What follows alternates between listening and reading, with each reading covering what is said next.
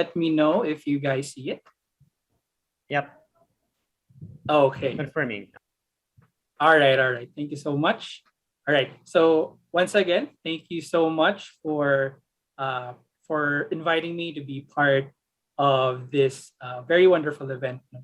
So just to introduce myself and provide a bit of a background uh, from your speaker, I am Terrence. I am part of the customer advisory organization in SAS ASEAN. So my main responsibilities are to, of course, use analytics in finding the solution to our customers' business challenges. Apart from that, uh, a part of my key role is also to educate and spread awareness of analytics and all the wonderful things it can do for organizations and also for our partners. So today, hopefully, I'll be able to serve as your guide as we try to I try to share some of what SAS thinks about the world of analytics, of course, AI and cloud.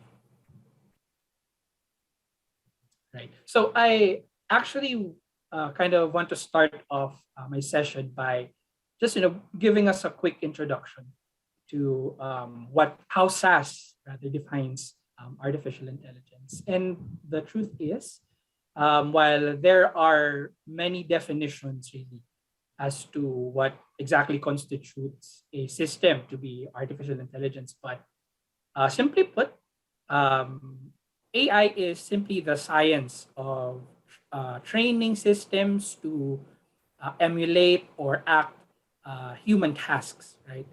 And this can be achieved through learning and automation. Of course, with AI, machines can, of course, first learn from experience, or if you want to get a bit more technical, from the data. Second, to, of course, be able to adjust to new inputs.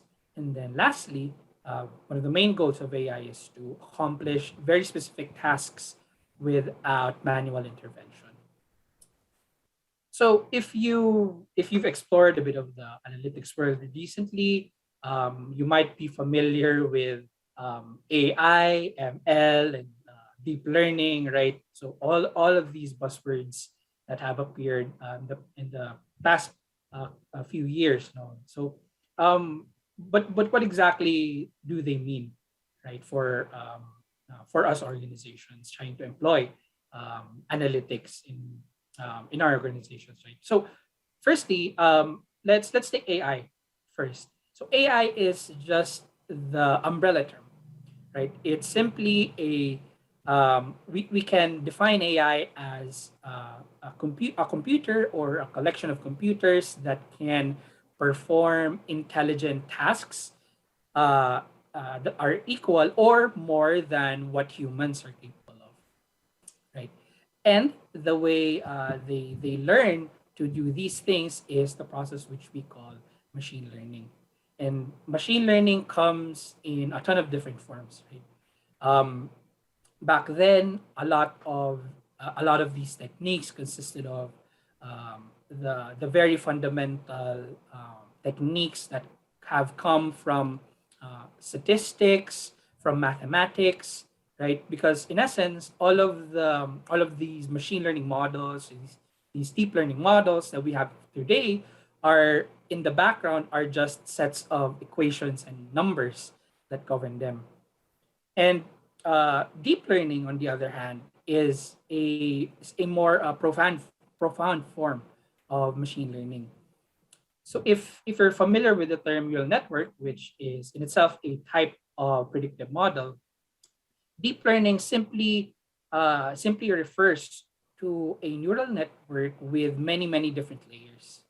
Um, at the very start of when neural networks were invented or were first implemented, these networks uh, tended to be shallow, only consisting of layers of maybe one or two, just very simple networks compared to the ones that we have today. Deep learning really came about when we had the rise of computing power in the last decade or two. Now with more and more powerful machines, more and more computing power that we suddenly have access to, we're now able to create deeper and bigger and more complex neural network models, which have enabled us humans to really create these very complex things out of them.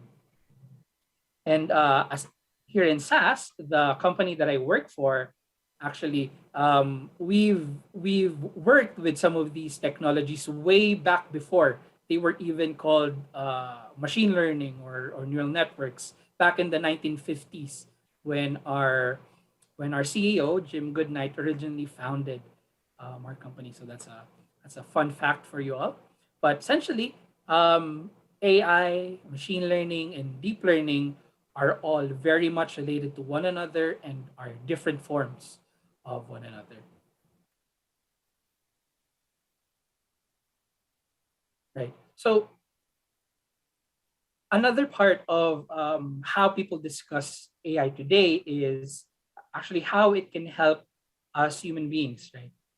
Um, in SAS, we have the belief that AI really is made to augment human abilities and become part of our digital world, right?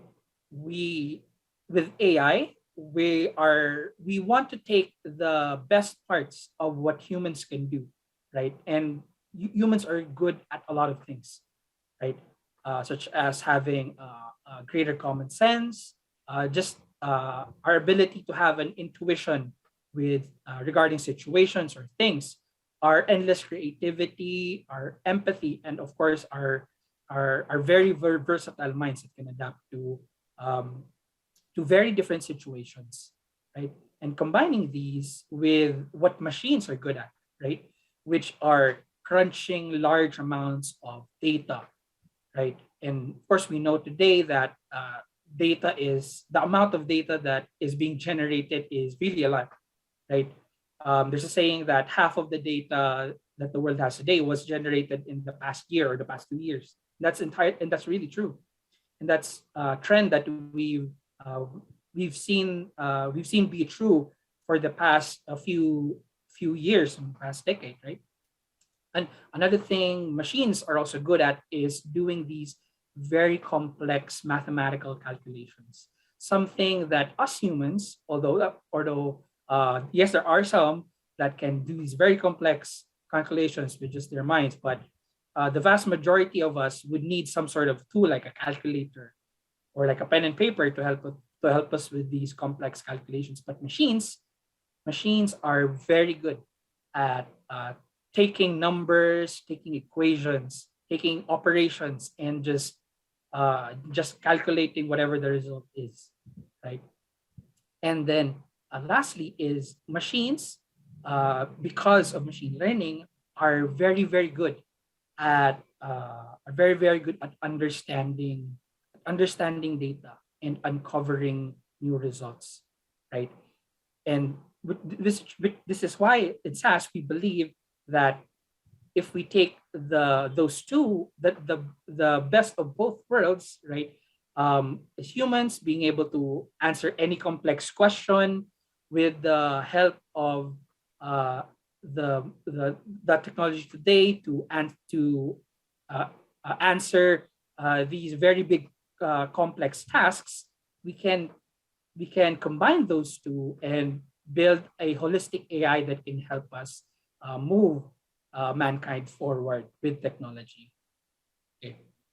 But essentially, another part of what we believe in SAS for AI is actually being able to embed it into the entire analytics lifecycle. So if some of you aren't familiar with it already, we in SAS define the SAS in the analytics lifecycle as these three main phases that encompass the process of deriving value out of one's data. Essentially, these three phases are the data phase, the discovery phase, And of course, lastly, the deployment phase, right? So the discovery phase houses the core AI and advanced analytical capabilities throughout the analytics lifecycle, right? And we try to embed every single technique, every single innovation in this discovery phase to understand more and more about the data that we're generating, right? So in the past few years, we in SAS have taken the initiative to build systems that that take this definition to heart. And later on, I'll talk a bit about our latest iteration of the SAS platform, which we call SAS Via. But essentially, what we think about AI is traditionally just these very complex models, these very complex ways of answering questions from data. But what we need to be mindful of is how we can integrate this into the larger part of analytics, right? How it can be used to help us get to integrate data and get the insights that we get back into our organizations. So here in the figure that I'm showing, you might have seen the four orange sections here. So these four orange sections are actually the four main techniques of machine learning and AI, right? So we have computer vision, we have natural language, we have forecasting and optimization. Of course, we have the machine learning classification, right? So during the rest of my presentation, I want to take you guys through what each of these actually are, how they work, and cite a few examples of how different organizations can use these techniques, these powerful methods to derive value out of their business.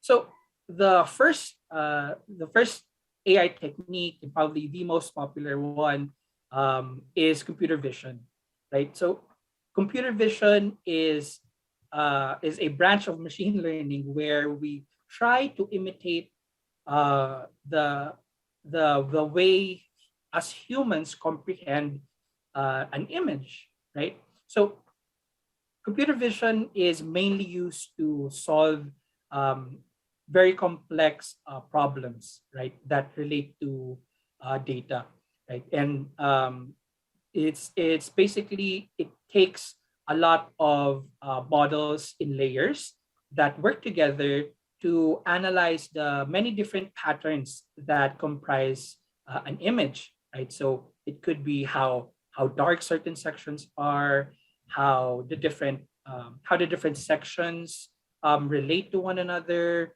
or how the textures are of the image, and we take all this information and try to make meaning out of the data. And you might be familiar with some of the more common use cases for computer vision, such as object identification. If you've seen a model recently that tries to identify what object or what type of animal is seen in a picture, that's really a quintessential example of computer vision. But computer vision techniques offer more than just classifying things, right? In this example above, actually, here is actually part of a project that we built with a nonprofit organization to help keep track of wildlife in Earth, right? So here we're taking pictures of tracks, of paw prints in the wild, and we're trying to identify which animal the footprint belongs to. That way we can track the movement of these animals and help understand more about their migration patterns, their habitual patterns, and learn more about how we can save these animals. And this is a project that SAS has been very proud of, that we can that we've helped with in the past. But computer vision offers a lot more, right? In retail, it can be used to help with product categorization. For instance, instead of trying to analyze um,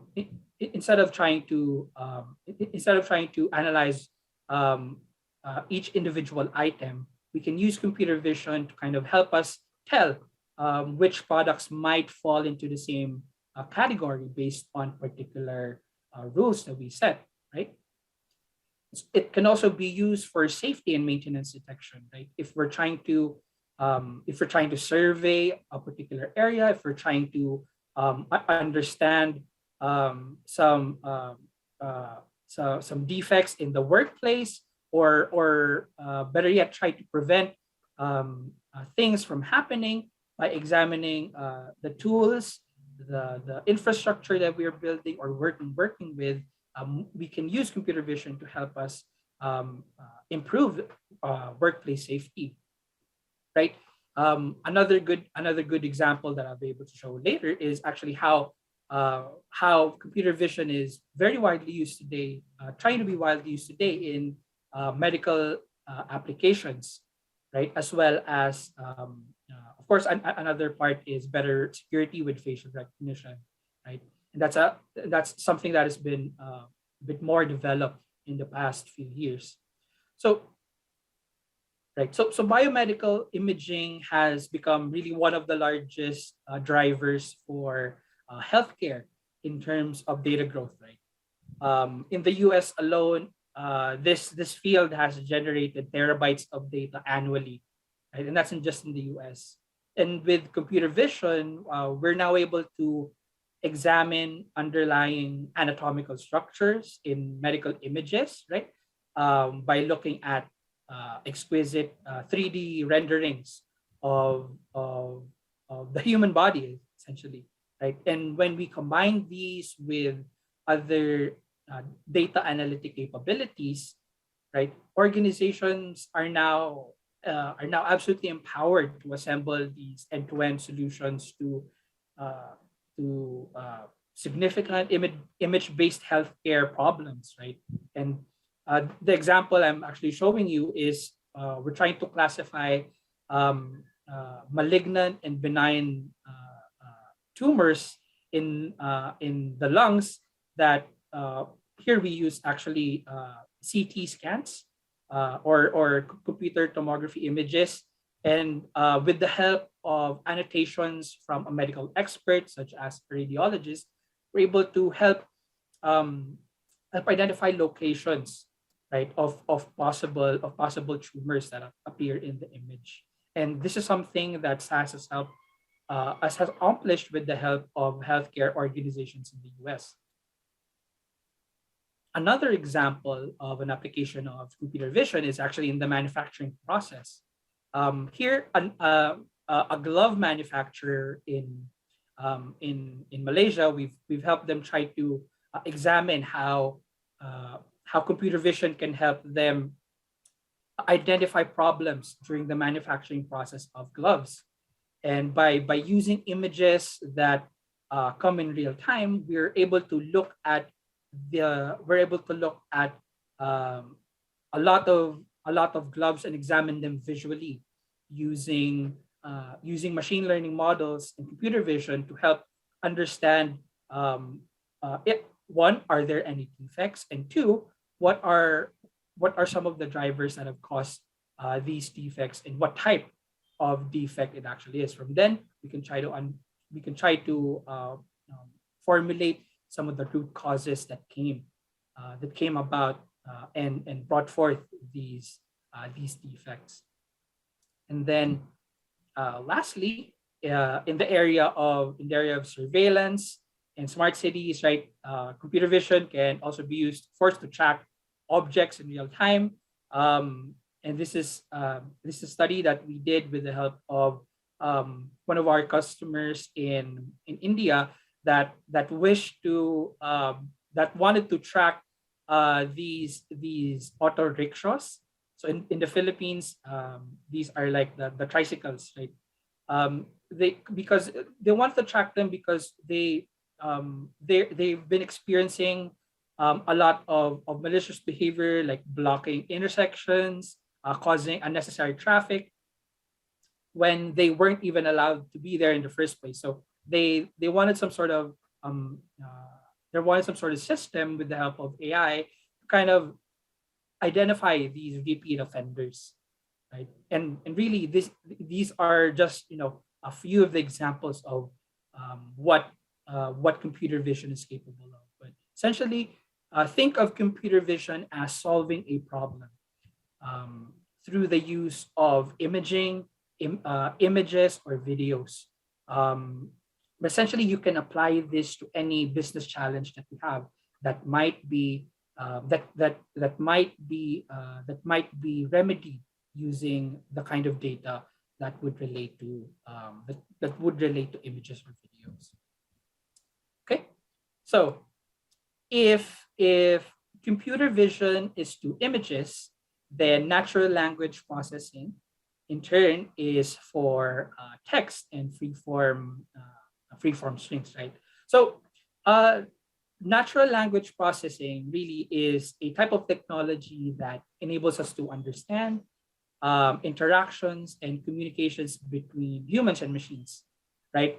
And it plays a key role to utilize unstructured data. And each organization really has a lot of these unstructured data, right? It's important because text has a huge potential because you can find a lot of information that is not stored anywhere else in your structured data, right? And a lot of organizations have started to explore and apply natural language processing methods to their analytical process, right? There are patients in healthcare trying to analyze patient notes and providing a second opinion for or finding faulty diagnosis in the first place. The finance industry uses this for complaint analysis, particularly for like warranty claims or like insurance claims, right? This can also be used to understand a product quality specifications and safety analysis for not just for the customer but also for our manufacturing process, and really just overall help an organization towards a more holistic approach to complying to regulatory and operational risks, right? But I guess a much more common application for natural language processing is actually the voice of the customer, right? So VOC, or the voice of the customer, for instance, is applicable to any organization because every organization can and would benefit from listening to what their customers are saying about them, right? And with the popularity of social media nowadays, there's a lot of data that we can harvest from and examine to find out what exactly people are saying about us, about our products. And this could be an analysis of complaints, the requests that an organization gets, and a lot of banks, a lot of airlines, a lot of hotels use voice of customer analysis in natural language processing to address exactly that question, right? And some technology developers or rather product developers are starting to use voice of customer analytics to kind of help predict new product sales before the product even come out, just by analyzing the overall sentiment from like a preview or like a sneak peek of their product or their soon to be product, right? So the next example, on the other hand, is forecasting and optimization. So forecasting and optimization is one of those AI techniques that has existed for a long, long, long time, even before the advent of AI and analytics, right? People and organizations have been trying to find out what is the most optimal way to do things given a set of constraints, and that's exactly what optimization and forecasting tries to answer, right? So while forecasting tries to predict what the future will say. Optimization tries to maximize results or an outcome within a set of rules or a set of constraints, right? And where machine learning methods come in is actually where we try to use these statistical techniques to handle some of the toughest problems, especially like in new product forecasting, where we don't necessarily have the historical sales to create a traditional forecast, right? And another example is trying to kind of optimize a supply chain and allocating very limited resources, like say logistics, to try and serve hundreds, if not thousands, of fulfillment centers, depending on how big of a retailer you are. But um, but really, forecasting and optimization has a lot of uses, right? And some of the more tangible benefits that we can gain from employing these techniques is, of course, if we get an improved forecast, we can we can make the right adjustment as we need it in time, right? And just the fact of knowing of knowing of knowing uh, ahead, like how many products we might sell or we could sell, helps us plan helps us plan for demand a lot more effectively than just guessing or just basing it on previous quarters, on previous years, right? And essentially, really, these new techniques help us uncover a lot more from our data, because now some of the more traditional techniques in forecasting have been used combined with machine learning models to help us get a much more accurate forecast. In SAS, we call this a stack model, where the name would apply. It's actually a stack of, say, a traditional statistical forecast on top of a machine learning forecast, right? And those two are the results of those two will be better than the sum of their parts, right? Because working together, they're able to uncover a lot more from data, right? So an example of this is actually one of our customers that have used this, that have used forecasting and optimization techniques, which is Levi Strauss, right?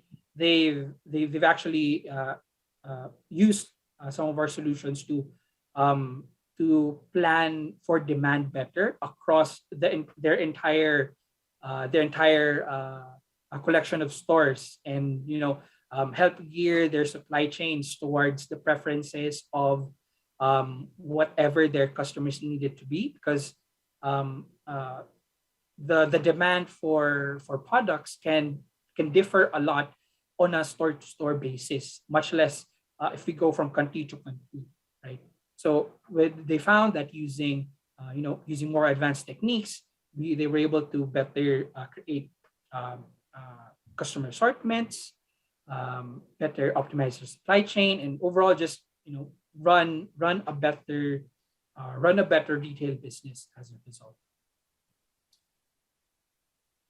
All right. So lastly, here, of course, we have the very pronounced nowadays classification using machine learning models. Right. In essence, uh, machine learning classification is really just a type of approach, which we call supervised learning, wherein we teach a computer to basically learn from data that we give it, from historical data, to try and ask it to predict similarly looking data that can help us predict the future, right? So um, classification has been around for decades, right? Even before machine learning. Some of the first techniques used were more traditional techniques like regressions, right? right? Linear regression and logistic regression, and the advent of machine learning, and of course allowing us to take advantage of the much more powerful compute resources we have nowadays, have given birth to these super complex and super big models that have, that are just really crunch a lot of data, and get a lot of accurate results, right? And organizations have used the opportunity that was given because of machine learning models to help optimize their business, right? In the world of finance, machine learning models are now being used to uncover different types of financial crimes, where, for example, in anti-money laundering or in fraud detection, whereas traditionally we might need to rely simply on basic rules. We can now start incorporating what predictive models say to help us gain a much more holistic understanding of the situation, and get a much better decision out of the data that we feed it, right? In retail, or in telecommunications, or in any organization where we have lots of customers, machine learning models have been used to try and identify opportunities for additional revenues in the form of upsell or in the form of cross sell, right? Where traditionally we try to kind of achieve this using say visual merchandising in a brick and mortar store, or through a salesperson that might come and help a customer, right? Now we can try and understand customer buying patterns using their previous purchases to see if their buying patterns look similar to other customers, and if they might be if they're statistically likely to kind of buy other products that we have available, or buy a more expensive or more complete product that we offer, instead of the one that they're currently purchasing. Of course, the same goes to trying to protect these customers, right, and building loyalty, right? As much as we want to maximize our revenues from our customers, we also want to make sure that they keep on doing business with us. And one of the most effective ways of achieving that is actually by using these machine learning models to understand what drives a customer from churning from our services, or from coming from our stores. And that way we can predict it ahead of time and prevent it from happening by, say, lure them with a prospective offer or a campaign that might be a tailor made towards that customer, and prevent them from leaving in the future, right? And in the area of manufacturing, the same machine learning models have been used to help predict when manufacturing lines, or heavy expensive and machinery will begin to fail, right? If we understand how they're performing, and what drives the decay of their performance over time, we can try and predict when the time is that they will likely fail, and or perform the necessary remedies before that eventual failure comes, right? And really, there's a lot more ways that classification and machine learning can be used, and it's just a matter of trying to identify what type of problem we're trying to answer, right? And from there, going back to ourselves and asking what kind of data can we pull up to support the questions that we're asking, right? So an example of this is actually one of our customers.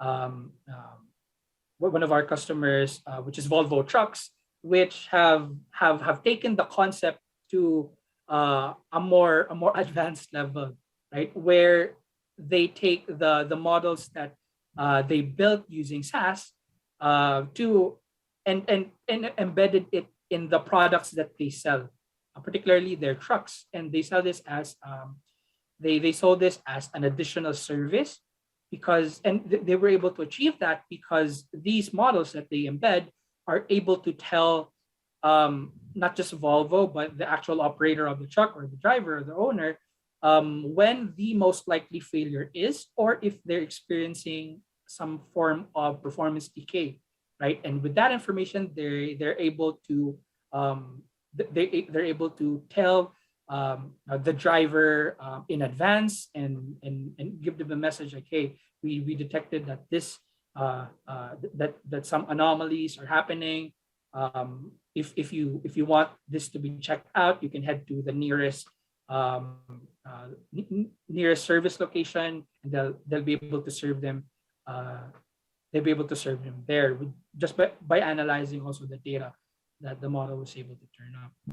But really, there's a lot of more imaginary ways or imaginative ways that organizations are now starting to use these machine learning models in order to help their business. Right? Of course, if AI and machine learning has help not just analytics but also organizations to kind of derive value, another big player that can help analytics even further is, of course, cloud, right? And hopefully I'll be able to explain like how cloud can help different analytics initiatives, and overall what cloud what the presence of cloud can do for analytics in organizations trying to implement it, right? So cloud has a lot of really benefits, right? But for now, we'll focus on six that kind of relate to analytics, which is number one, on-demand resourcing, scalability, shared infrastructure, of course, utility-based metering, flexibility and elasticity, and security, right? So there's a lot of advantages that analytics can leverage from the cloud, right? From on demand on the conversation of on demand resourcing, right? Being able to kind of reduce the IT overhead, right? Because we eliminate having to provision and configure hardware, which traditionally takes a long process. And if we're trying to implement analytics, we always want to get the results as soon as possible, right? Because in analytics, the faster you get the insight, the more valuable it is.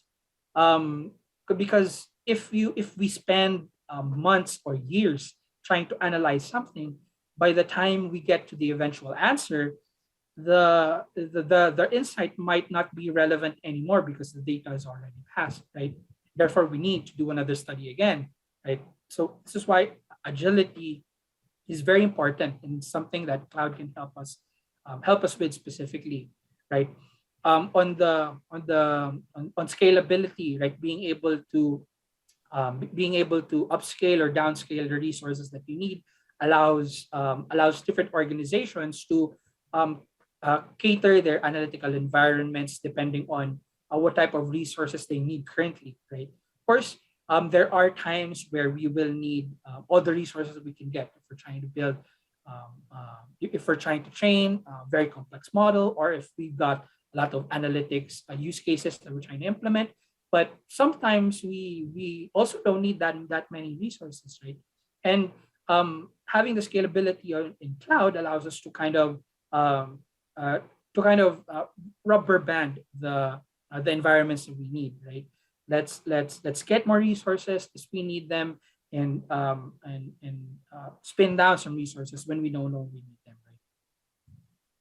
Of course, utility based metering is a very big factor because in traditionally from the customers that I've talked to in the past, one of the most common hurdles that they're faced with when they're trying to implement analytics in an organization is, of course, the budget, right, as well as justifying an ROI for their analytics initiatives, and that can be a real challenge, right? But being able to leverage cloud's utility-based metering, we can um,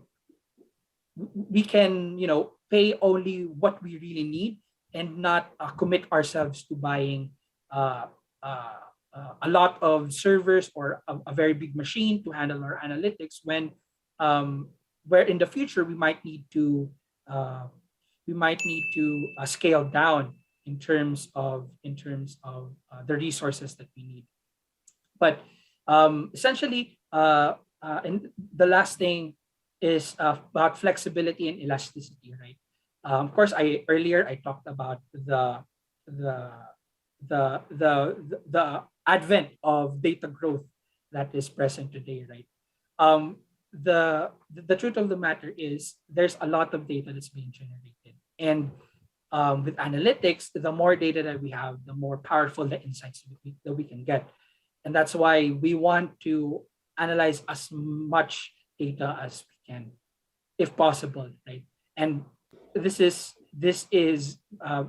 very much and cloud plays a very important role in this regard, because we're effectively allowing organizations the access to big environments to crunch all the data that they need by spinning up the resources, and then spinning them down later if they no longer need it, right? So really, cloud is a very big game changer for analytics, which is why a part of our recent investments in SAS is actually our investments of $1 billion, and that's a very big investment just to enhance our capabilities in AI, as well as improving our SaaS via platform, which is the platform that we built specifically to cater to AI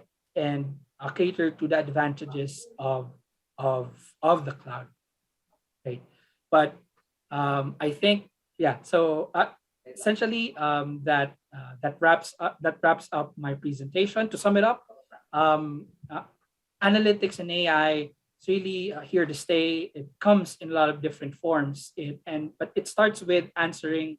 It starts by asking what what what business challenge do I need solving in my organization, and then taking a step back and looking at the data that I need to support my business challenge, and then from there finding out what analytical technique I need to do in order to solve that challenge. So again, thank you very much for inviting me to this event. I hope you were all able to to learn and take an idea or two from what I've shown you today. If you have any questions, please feel free to type them in the chat or in the Q&A section so I can answer them. But again, thank you.